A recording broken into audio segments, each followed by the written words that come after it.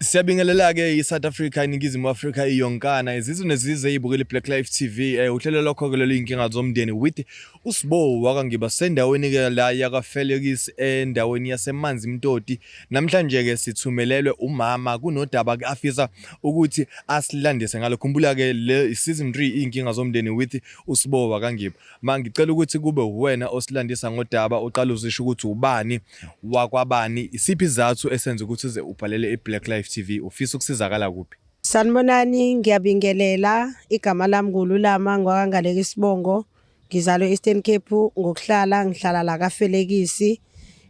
Kushuthi ngibhalele abakwa TV ngenkinga engihlangabezene nayo.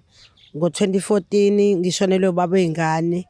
Kuthe maseshonile ubaba weingane, ingane yakhe yabe isiphuca yonke into, izimpahla, izingubo, izinto zokudlela, yonke into yathatha yonke into nje. Yangashiya lutho, shuthi sasala nesigqokile emzimbeni. So ngithathe isinqumo sokuthi ngibhalele abakwa TV ukuze ngithole usizo ngoba still namanje ngisahleli kabuhlungu la ngihleli khona. La ngabalekela khona kagogo. Ngenkinga ke ukuthi bengingazi ukuthi ngizokwenza njani. Ngase ngisizakala ke ngomnyusisi ukuthi engiyalela ukuthi ngingabhalela kulabo bakwa TV bekwazi ukungisiza. Yes. Ngiyabonga. Engifisa ukwazi kakhulukazi mama njengoba sesila thina baka Black Life TV sizozama ukuthi siqhamuke nesisombululo senkinga obhekene nayo. Umfowethu uthi uyingana ngithi. Yebo. So kuqale kuphi? Yini imuphi umsuka ukuthi azangixoshe endlini ngoba I know ukuthi wena umdala vele kunaye. Isiphi isibindi esingako kanye umsuka wayo yonke lento ukuthi azaxosha umuntu omdala endlini? Isizathu wasibeka ukuthi mina ngoba angishadile nobaba wakhe, so fanele yonke into eyifa lika baba wakhe ibuyele ngakuyena. Ingakho athatha isinqumo sokuthi asixoshe endlini abese thatha everything okakuthengwe ubaba wakhe. So wasethatha konke ke wasiyaskipa ke endlini, ngaphuma nezingane ngayohlala endlini edilikile. So regarding imatter lesikhuluma ukuthi wanixosha because izinto beyibhilonga kubaba wakhe ngokusho kwakhe. Mhlawumbe ubaba wakhe esadla ndlamvana khona mhlambe okwamaphepha ayishicileliwe njengamawili kanje okwakubhaliwe okwakukhipha isiqinisekiso ukuthi inondodana mangifa zonke lezi zinto zosala kuwena. Umfana wakho omdala ubaba oyaleze kuyena ukuthi everything lokhu okula okuqondene nomxhaso okwezingane lezi ezalwa uMakawele imina kuMakawele. So umfana omdala uyeyazi yonke lo information kodwa kwakungekho bekubhale phansi. So ke lo umfana bengahlali nathi lo sixoshile. Ubehlala le endaweni ekuthiwa iSentshanga khona. Wase ebuya ngoba uba beseshonile. Wafika wathi angifuni lutho, ngifuna iroom lonke nezimpahla engaphakathi kulona. So wena uzophuma nezingane zakho uhambe. Ngase ke ngithatha isinqumo sokuthi ngikwazi ukuthi ngiphume nezingane ngoba wayefuna nokusilimaza esikhiphela izikhali. Manje ke ngoba kuzwakala ngathi umndeni abantu abadala abathini ngalolo daba mhlawumbe abafana no auntie bakhe umfana oma bakhe abanye nje abaphilayo. Auntie bakhe ngaya ngoba reportela, omunye uhlala ka A eMlazi, omunye uhlala ka Vilo kodwa yena ke ngebhada msekho usanda kusweleka. Ushonile befihla Friday. Lo engambikelo ohlala ka A wathi yena nabo bayamsaba umfana angeke bakhona ukwazi ukungisiza. So kwasho ukuthi ke indaba yami leyo ngaye ekhanseleni ngiyocomplaina kwikhansela ngoba lalichazeliwe ngami. Ikhansela lathi lona alikhona ungena indaba zemindeni. Ingakho ngingalitholanga ke usizo. Uthena mawuchaza umfowethu umncane ngithi. Yebo. Unobhuti omdala. Yebo khona nobhuti omdala. Because ubhuti omdala to me ubhuti omdala was given assurance ukuthi if ubaba eshona izinto zizosala ezingane noMakawele ofuthi uMakawele uwena nezingane. So ubhuti omdala yena cause uyazi kahle ukuthi zonke izinto ezikhona kumele zisale nani. So yena isiphi isinyathelo asithathile, isiphi sambe indlela alizamile ukuthi anisize ngayo yena ubhuti omdala regarding imatter le yokuthi umfana nixoshe. Ubhuti omdala akho isinyathelo asithathile. Yena into asike ayisho wathi nje akafuni ukuyihlanganisa yabo. Uyazi kodwa vele okusho ubaba wakhe. So ngoba ubaba wakhe ubenendawo enkulu wakhona ukusikela ubhuti omdala, wakhona ukuthi sinathi asakhele lo mxhaso asakhele wona. So kwasho ukuthi ke yena useyayihlukanisa ukuthi ngeke ngikwazi ukunisiza Makawele ngoba lo bhuti wakithi ngiyamsaba. ilelo gama nje asinika lona kwasho ukuthi usiza silitholi ke kuyena.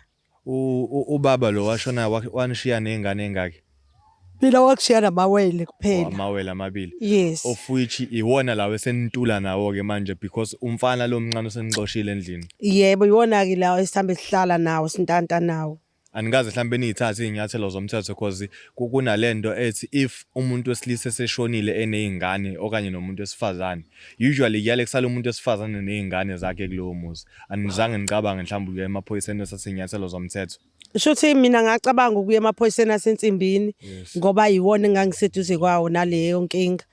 Inkinga yami ibisekutheni ngiyasaba ukuthi if ngimbophisa ukuphepha kwelife yami nabantwana bami ingakho ngathatha idecision yokuthi kungcono ngigive up bese ngiyayeka ukumyela emaphoyiseni ngoba bengisaba ukuthi mhlamba ngangilimaza. Umuntu okanjani yena mhlawumbe ngesimo sempilo ngoba nakho manje ukhuluma ngokuthi usaba kahle kahle umuntu ongakulimaza noma umuntu okanjani uziphethe kanjani usiphatha kwakhe? Umuntu orafu ohleze fokofisa kanayo irespect kwabanye abantu uhleze egqokela izibuko ezimnyama nje yabo unerafu nje usebenzisa irafu noma ekhuluma nomuntu. So ngabona mina ukuthi if ngithatha i-decision yokuya emaphoyiseni kodwa ngizolimala egcineni. Ingakho ngakhetha ukuthi ngcono ngintule nezingane ngingayitholi indawo eright. Samiyeka wahlala khona kulowo mxhaso lo wathatha everything nama fridge yonke into. Saqala phansi sazama ke thina ukuthi sikwazi ukuphila. Mhlawumbe ikona kuphi officer njenge Black Life TV thina sikusize ngakho okanye sikulelele kukho njengoba sesila namhlanje?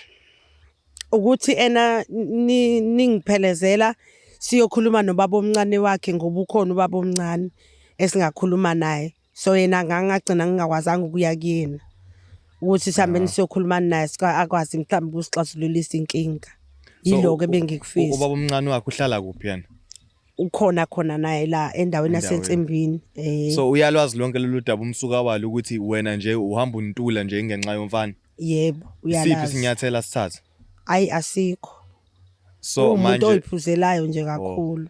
So ucabanga ukuthi mhlawumbe ukuthi sikuphelezele sekuyena kungabi sisombululo? Yebo.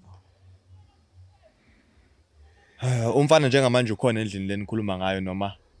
Ayi angiboni ngoba uhleze makuphakathi nezinsuku engabi khona ekhaya uhleze engabi khona nhlobo.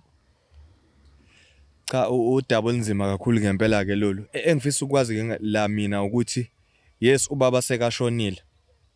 Ubaba akanabo yini odade wabo? Unabo. Sewashona. Abakaze bakhona ukukusiza ngalutho ngoba phela nginesho ukuthi ngeke baze bavuma ukuthi izingane zamfowabo zihlale kabuhlungu kanje wele umfowabo ayishiya nomuzi. Alukho mhlawumbe uchazo na okanye usiza bake wathi mawukhala bafisa ukukusiza ngalo. Usisi lo okhona osekhona manje ngoba sekuselosisi about 3 abakho umkhwenyana wami. Omunye uyanginikeza impuphu nomunye akhipha irice. Omunye mhlamba akhipha amazambane ke kodwa nje nabo ngoba abantu abangekho rich kakhulu. Yes. Nje siyaphila lo mpilo ukuhlanganisa ukuthi lokho okuncane abakuvezayo. Ngiphila nje kanjalo. Naye kubhuti lo wengane okuyena wesasiyalezwe kuyena uthi asigade. Uyena kuyakhona ukwazi uthengela ingane iuniform yesikole. Ubhuti muphi ozalwa ubaba ubhuti omdala? Yebo ubhuti omdala lo ozalwa ubaba uyena wayeyalezwe yonke into ukuthi akosigada singadlala abantu mengasekho ubaba weingane. So ahluleka ukwenza lokho kodwa uyathengela ingane iuniform. So uthena ufuna siyokucelisa ubani uthe ubaba omncane kamfana. So ubaba omncane kamfana ukhona la endaweni? Yebo ukhona. Uthe ikuphi sensimbini noma ikuphi? Isensimbini. Yebo. So okufisa njengamanje ezi Black Life TV yes sesizwile udaba lakho osukufisa njengamanje ukuthi sihambe nawe siyokuncencisa obaba omncane ukuthi akakhulume nendodana yabo. Sikwazi ukuthola indawo eright yokuhlala ngoba sihlezi kabuhlungu sihlele endaweni zabantu. So nje ukuthi engekwazi ukukhuluma naye ubaba omncane wakhe sikwazi kubuyela endaweni yezingane ngoba leyandlu umfana wayithatha ngenkani yezingane. Mangingabuza nje kafushane la nihleli khona njengamanje sinjani isimo sempilo okanye isimo senhlalo ningabantu abahleli kanjani since naxoshwa la benihlala khona? Ey sihleli bhuti ngoba sixakekile siyabamba siyayeka sengisho ukupatanisa kodwa naye umuntu esihleli kuyena uyafuna imali ngendlu esihleli kuyona so ngiwumuntu ongasebenzi opatanisayo nje isikhathi esiningi ngiye ngiyobamba lelo toho eliqhamukayo ukuze ngikhone ukwazi ukuphila nezingane noma ngiphinde futhi ngisizwe igrant yabo abantwana ngoba bayahola ke kodwa sebezophuma kuyona igrant. Cha ngicabanga ukuthi kuzokeleka kakhulu babulele Life TV umama unenkinga la waxoshwa ingane kamyeni wakhe welikukhona ingane endala eyayitsheliwe ukuthi indodana uma kwenzeka ngishona ngubaba wakho uyonakekela abantu abami kanjalo noma umncane wakho. So into eyenzekile ke la kuse kuba khona ke umfowabo omncane wathatha yonke into ebishiwe wayidla wathi kungokwakhe because beko kwababa wakhe. So thina kwethu as Black Life TV umama kusinxusile ukuthi njengamanje sambe siyomncencisa ke sikhulume nobaba omncane sokuthi ubaba omncane uzokwazi ukuthi asize asikhulumele naye mfana njengamanje ke sonithatha ke nobabukeli Black Life TV sambe siye endaweni yasenzimbini la sofica khona ubaba omncane la sizokwazi khona ukuthi sifike sikhulumisana naye sizwe ukuthi yena uthini ngabe sikhona inisombululo regarding lolu daba. Remember ke le Black Life TV bakwethu izinkinga zomndeni with uSibo wakangiba niqhubeke njalo ke niseseke njengoba niseseka nje amagumba manje omhlaba yonke indawo la kufinyelela khona iBlack Life TV. Sihamba ke njengamanje sihamba naye uma siye endaweni yasenzimbini la sofica khona ubaba omncane afika sitshela ukuthi yini angasiza ngako ukuze sithole isisambulo kulolu daba inkinga zomndeni season 3 with uSibo wakangiba.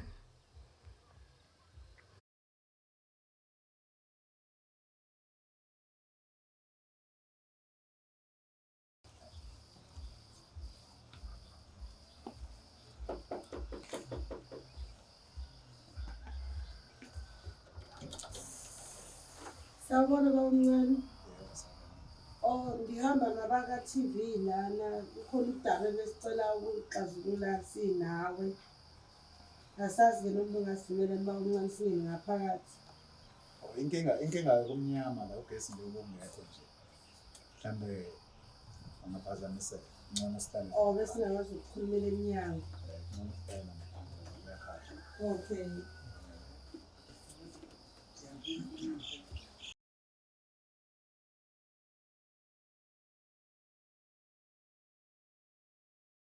Njengoba ke besithembisile babukeli beBlack Life TV ukuthi njengoba besihleli nomama esilandisa kabanzi ngodaba uye wasicela ukuthi sihambe siye endaweni yasenzimbini la sofica khona ubaba omncane engenzeka abe isisombululo sayonke lento kanti khumbula ukuhlela izinkinga zomndeni season 3 with uSibo wakangiba sila njengamanje endaweni yasenzimbini sihamba naye mama abesimncile ukuthi ayosikhombisa la khona ubaba omncane njengamanje sila sinaye omncane. Ngiyaphila baba. Siyaphila baba thina sikhoma ngaphansi kweBlack Life TV sike sashayelwa nangu umama ngodaba lwakhe engicabanga ukuthi ngizophinda ngicela futhi ukuthi afinqe nje kafushane akuchazele ukuze uzokwazi ukuthi ukhulume ngento oyiunderstandayo noma ngabe sekwayizwa kodwa into ube nesiqiniseko sokuthi njengamanje sikhuluma ngento esuke la yagcina la mangicela ukuthi nje kafushane uthi qaphu ukhumbuze ubaba into esizoyicela nento ozokhuluma ngayo. Ngiyabingelela baba omncane. Ngibhalele laba abaka TV ngoba nginenkinga kakhulu ukuthi endlini njengoba washona ubhuti wakho wasikhipha endlini wathatha yonke impahla nje wathatha everything okwasesikushiyela ubhuti wakho. So ngenze uhlelo lokuthi bengicela laba abaka TV bangiphelezele size kuwena ukuthi mhlawumbe ungangixazululisa ngoba namanje sisahleli kabuhlungu la sihleli khona nezingane. Asinalutho yiloko ebengithi angize ngizokwazisa kona ukuthi ngisinenkinga. Wasigxosha kabuhlungu endlini wasiphuca indlu le yakhe yobhuti wakho ethi uyakhela izingane sesisele ke manje sisele dengwane ke manje yiloko ebengithi angizokwazisa kona baba omncane. Mhlawumbe kafushane nje baba umama uthe ekusibhaleleni kwakhe wacela ukuthi simphelezele thina Black Life TV size naye la ekhaya sizomcelisa aphinde abe kudaba lakhe ngoba uthi kunomfowethu ekuthiwa ukholi omncane mase kuba nomfowabo omdala. So umfowabo omdala wayazi ukuthi zonke izinto zisele ngaphansi kwegama lakhe kanye nezingane even though it wasn't written on a paper but wayeshilo ubaba ukuthi umfana omdala uyena ozobanakekela enze isiqiniseko sokuthi lezi zinto engiyishiyayo zonke ziya kubantu abafanele. So into eyenzakalile-ke la kwenzeka ukuthi-ke ukhona ubese ethatha over, wathatha yonke into, wadla umuzi, wadla yonke into, wase ebakhiphela ngaphandle wathi abahambe emzini ngabo wakhe. Mind you, uhamba nje, uhamba ehlala, uhamba ney'ngane zamfowenu lezi esebehamba bentula ngazo. So okwethu ukuthi azoku-highlight-ela udaba, mase sizocela wena ukuthi siyacela umlekelele umama kuhanjwe okanye mhlawumbe uyosikhulumela naye umfowethu khona ukuthi cha phela akabuyisela izinto la kufanele ngabe zikhona. Angibingeleleke nami ku-Black Life TV. Ngibonge-ke ukuthi-ke sekuzobafika udaba nje kona bengiluzwa kodwa ngingenamandla ukuthi ngithathele-ke bengiluzwa. Ngicabanga ukuthi-ke isisombululo engingaba naso sinye kuphela ukuthi oqala khulume naye-ke umfana exoshe ingane. Uma-ke udlula lapho-ke esokugcina asikho-ke sini ngaphandle ukuthi kuye enkantolo kuyofunwa leli phepha noma le ncwadi kuthiwa i-protection order ezobenzela ukuthi bagunyaze babuyele endlini. Nginalawo mazwi kuphela umuntu mhlawumbe angase asize la. No, nginembuzo la kafushane baba. Njengoba nje umfowenu ashona waseshiya nanguma wengane. Mhlawumbe umfowenu regarding indaba yomuzi akukho yini wena ayekutshele kona mhlawumbe ukuthi umuzi kumele usale nangumama nezingane. Ya noma kukhona kodwa uyabona kuhlukene khona into umuntu ayikhuluma in passing. Yes. Angayibeki nje njengoba basilele nje. Yes.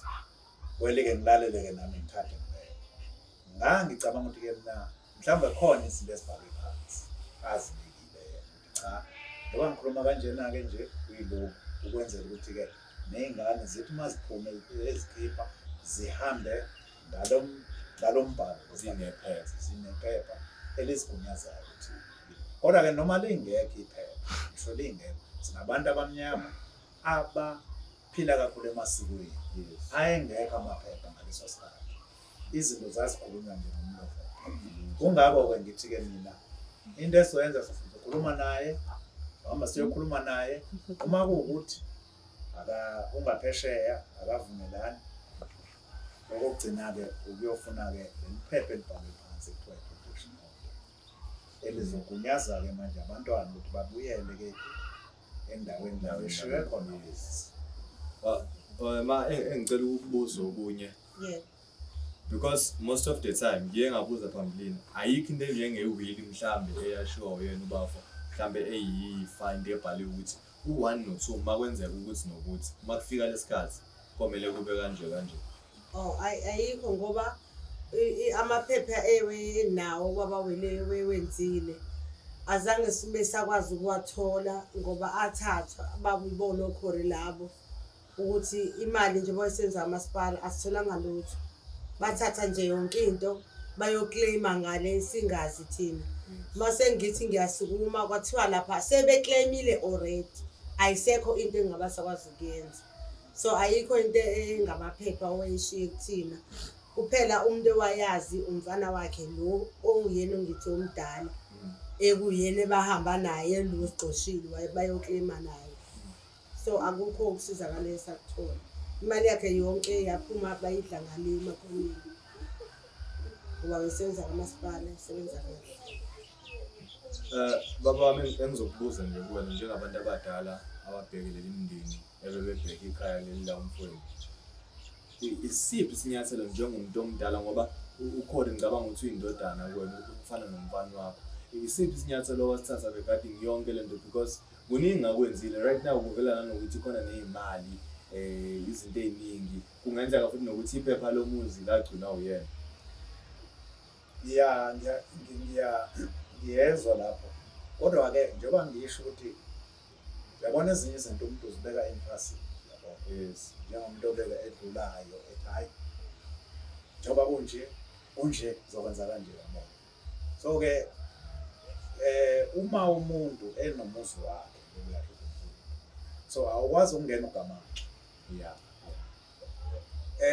Ungangeni nje ugamanxe ulinda ukuthi uyena uzokutshela ngoba phela yena yakwazi ukuthi unabantwana. Yes. Wazi ukuthi unomama wabantwana. Yes. Yabona. Okunye ke nakwezimali angikwazi noma ngakuzwa kodwa manje angikwazi ukungena ngithi shit kukhona. Ngiyacabanga ukuthi ke mase kufika ezimalini kuyoklanywa kwezimali ukhona mhlawumbe kuyipheshana okukhona naku phela bahamba bayoklanywa bayithole imali. Yes. Manje na ke yilento ke mina ngithi ke sekungcono ke manje hambe ke ngiyokhuluma naye umfana lo ngizwe ukuthi yena unagunya liphi lokuthi lokugweva nomuzi ayoxosha futhi nabantwana nomfongo ngoba abantwana bakhe phela ngoba iqiniso nje lilonke izingane zakwabo lezi ingane zemzini. Yes. So ke manje makudlula lapho ngoba ngisho makudlula lapho kusho ukuthi ke phela sekufanele ke manje umthetho usize ke lapho xazulule. Yes. Abantwana bayithola ndawo yokuhlala noma nje bebala uma abantwana bahleli kakhulu. Yes. Noma ngabe mhlawumbe kuthiwa lapho bahlele endlini enethi njalo kodwa mangekona kimi uhleli kakhulu Ngoba umama engilandisa mina ungilandisa ngokuthi la behlala khona yindlu ekubuye kufunakale izimfanelo zokurenta kuyona kanti futhi babuye bantulele ngisho kuyethunjini. So isimo senhlalo nje kasisihle neza. kuyangithinta ke nami lokho kanti isimo senhlalo ungako ke ngifike nayo uqala istep sokuqala xoxe naye umfana lo ukudlula lapho ke makuwukuthi ke uyagweba noma mhlawumbe ke umqondo uyawushintsha bese sigcina ekhulumeni ukuthi cha nasi isinqumo abantwana babuyele ngoba indlu kabani le ngoba so ke makudlula lapho ke umthetho ubona uzosiza. Cha asibonga ukuthi Black Life TV ngifisa ukwazi ukuthi mhlawumbe vele obusicelele kona sesikwenzile. So ngifuna ukuzwa ukuthi ngabe mhlawumbe ngiyazi ubuphatheke kabi isikhona inhlanzana yethemba. Yebo ikhona kakhulu. Nekunye bengithanda ukucacisa ukuthi kuleya ndawo obubuza kubaba omncane ukuthi khona yini yena ake wakwenza angithi njoba kungize nganicela kuyinkinga zomndeni emindenini eminingi njengalo wakakhuluzi ubaba omncane bebengashayisani kakhulu nobhuti wakhe ingakho ezinye izinto bengakhona ukwazi kuyomtshela ukuthi baba omncane ngine 1 no 2 ingakho ezinye izinto bezegcina zenzeke agcinene engazitholanga engazazanga. So ke ngimphendulela kuleya ndawo obuyibuza ukuthi ikhona yini into isinyathelo wake wasenza okunye bese singamreporteli ngoba ubhuti wakhe bekunalokho nje inkinga zasemindenini nawe uyazazi esenzekayo ukuthi niyazwana nizalwa ndawonye niphinde ningezwani bekuyinto enjalo kodwa nje ke ngiyezwa nje likhona ithemba kakhulu ngoba sikhuluma nani ukuthi ikhona into ezokwenzeka right. Asibonge bomncane ukusinikeza leli thuba futhi siyathemba ukuthi njengoba nje umama esecelile uzohamba uyomkhulumela nodana izimfanelo zengane zibuyele ngane ngoba kunzima ukukhula kwengane ihamba intula kunzima ukukhula kwengane eyomhambo uma ehamba ihlala lapha nalapha when inayo ishelter eyayishiyelwa umzali wayo. Ngizwile ukuthi indlela yalesi yokulungisa lento nizohamba nekwenza ne-protection order of which kuzomsiza kakhulu umama because mayesilandisa ngodaba umfana umuntu omesabayo ngoba umuntu ongenawo nembeza umuntu onenhliziyo encane. So ngasijabulisa kakhulu ukuzwa konke ukuthi uzohamba uyomeza i-protection order nikhulume nayo umfana. Siyathemba ukuthi ke uzodlala ngoba phela ingane ngeke uze kufane nokuthi ngoba nje izenzela nje ichathazela ikhanda la kumama mase kubona kuzoba into ehlukile. Siyathemba ukuthi uzokhona ukusizakala. Hayi nami nalithemba ukuthi uzokhona ukusizakala although lento yonakala uyena isebenza. Yes. Umthetho we-will namhlanje awuyenzi ngoba sewugulela ukufa. Yenza usasebenza usaphila ubhale lapha la usebenza khona ukuthi hey kakhulukazi indawo zikahulumeni njengomasipala zihlale njalo ngonyaka zithi okay ngifuna ukubona ukuthi abantwana nabo bangaki baphila kanjani ushadile kanjani so ngibona ukuthi kwabakhele baba ne-carelessness nje so kodwa ke izolo cha siphinde sibonge abakithi ne-Black Life TV. I think there is a lesson kulolu daba lanamhlanje ukuthi bantu besilisa bobaba bethu omkhulu nanonke abantu abadala sancanca-ke bakithi uma akushiwo ukuthi lokhu kwenzeni ngoba ubona ukuthi iy'nsuku zakho sesondele okanye sey'baliwe. Kubalulekile ukuthi umunomuzi wenze isiqinisekiso muney'ngane wenze isiqinisekiso ukuthi uma kufika isikhathi sakho sokuthi uhambe emhlabeni izinto zimi ngomumo makuthi it takes for you ukuthi wenze i-will, draft a will, abantu bazokwazi ukuthi masushonile basale bazi ukuthi imfanelo ilokhu nalokhu. Sibalekela njalo sibalekela ukuthi kwenzeke udaba olufane nolukamama whereby umama agcine asaxoshwa emzini obehlala kona exoshwa ngintwana because i-will besingakayiboni. Mind you ubaba uthe usazobheka yonke leyo nto athole kahle ukuthi ngempela ngabe khona yini i-will okanye ngaba yikho. So isifundo sethu namhlanje sithi make sure ukuthi umndeni ozosala ba right. Ningakulindela ke babukeli be-Black Life TV ukuthi ke njengamanje ukuthi sikhulumile nomama sakhuluma nobomncane. Umuntu eseshodike njengamanje sekumele sekhuluma naye, sekumele siyokhuluma noCorey sizwe ukuthi uCorey yini enze yonke lento, isiphi isizathu. So kusazoba khona ke part 2 lolu daba webhayi sobe sisikhulume khona noCorey sazi ukuthi yini eyenze ukuthi enze yonke lento, sithole nesisombululo mase senze isiqinisekiso ukuthi cha sesiyayivala encwadi. Umama usesizakele, ubaba omncane useyilungisile indaba, uCorey usebekwe uthe uCorey ngithi uCorey usebekwe endaweni emfanele naye esichazele ukuthi cha isenzo esibhlungu kangaka ukuthi aze akhiphe umama omncane okanye umama omncane.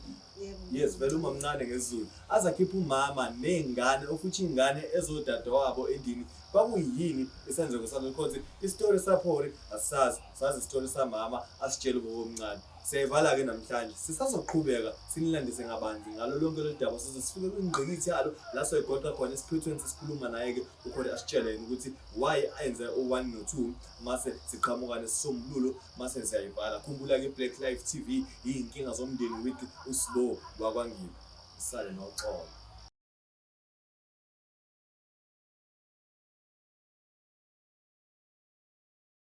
Ngihleli ngedwa la ngifisa ukunichazela kabanzi ngokuthi iBlack Life TV is in partnership with uEasyBet. So ikhona ke ilink lapho kwi-description mekukuthi umuntu othanda ukubheja mhlambe ubuka ibhola noma mhlambe amahashi noma yini lezi zinto enithanda ukubheja ngazo nje ningakhona ukubheja nisebenzisa i-promo code ethi black50.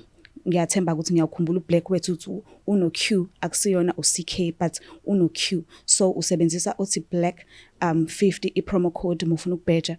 So immediately uregister ku EasyBet mawusebenzisa i-promo code ethi black50 uyakhona ukuthi uthole i-voucher ka50 mahala mase bekunikeza nama spins ay25. So ibani ni register, ngiyithanda kakhulu. Bye.